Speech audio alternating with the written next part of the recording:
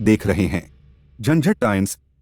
इधर कि अभी देश में एक बड़ी समस्या है डॉक्टरों की सुरक्षा का, और बंगाल में जिस तरह की घटनाएं हुई है, आप ट्रेड यूनियन से भी जुड़े रहे, तो आपकी क्या प्रतिक्रिया होनी चाहिए? मेरी प्रतिक्रिया यह है कि जो भी सरकार करेगी वो कभी सफल नहीं होता। एक तो दूसरी बात यह है कि क्रिमिनल्स जो होते हैं, क्रिमिनल्स को कभी रोका नहीं गया दुनिया में, कभी भी प्रिवेंशन नहीं हो सकता। मैं सफदरजंग की कहानी बताता हूँ। वहाँ पे इमरजेंसी है, अब वहाँ पे इतना भीड़ होता है, 4 डॉक्टर बैठे, मरीज जब घुसेगा, गार्ड हर एक आदमी को तो पूछेगा नहीं कि तुम मरीज हो कि नहीं हो, तो वो तो निकल जाएगा गार्ड के पास से। तो अब वो अंदर जाके मरीज बनता है कि क्रिमिनल है। साथ में ही हमारी रेजिडेंट डॉक्टरों के कमरा है लेटने के, आराम करने की, वो बिल्कुल 10 कदम की दूरी पे है। अब वो कमरे में लड़कियां और लड़के एक ही कमरे में जब भी टाइम मिलता है वहाँ जाके लेट जाते हैं। अब सपोज वहाँ कोई लड़की अकेली लेटी और ये क्रिमिनल पीछे पीछे पहुँच जाए तो ये कुछ भी कर सकता है।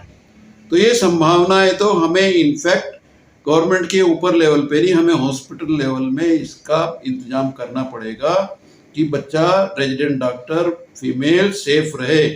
उसका कमरा इस तरह का होना चाहिए कि वो दरवाज़ा अंदर से बंद हो सके, वहाँ पे पैनिक बटन हो, पैनिक बटन जो इतनी आवाज़ करे इमरजेंसी में सारी दुनिया में और पुलिस तक खबर जाए। और दरवाज़ा ऐसा होना चाहिए कि जिस पे एक शीशा लगा हो, बड़े वाला, जो टूटने लायक ना हो, और उससे वो लड़की उठ के रेजिडेंट डॉक्टर उसको देख ले कौन आया है। और वो बोल्टेबल होने चाहिए कि ऐसे नहीं कि उनमें बोल्ट नहीं है।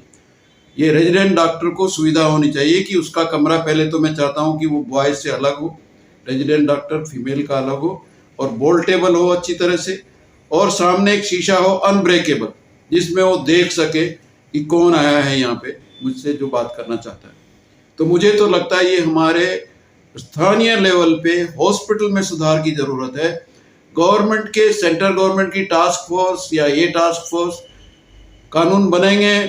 कानून, मैं तो अभी भी कानून देखता हूँ कि हर एक अस्पताल में लिखा हुआ कि अगर मरीज से, उससे डॉक्टर से बदतमीजी करोगे तो तुम्हें जेल जाना पड़ेगा।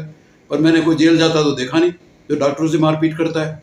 तो कानून बनाने से ऐसे क्या फ़ायदा जिस पे आप एक्शन ना लें, तुरंत ना लें। अभी कानून बनना है तो ऐसा बनना चाहिए कि ये 3 महीने में इस आदमी को सज़ा मिल जानी चाहिए जिसने ऐसे जघन्य काम किए हो। और मैं तो मानता हूँ कि रेप वाले जैसे जघन्य अपराध में तो फांसी ही होनी चाहिए, मेरी अपनी राय है। डॉक्टर साहब, बहुत बहुत धन्यवाद, आपने मेरे से बात की। आभार आपका। जी धन्यवाद।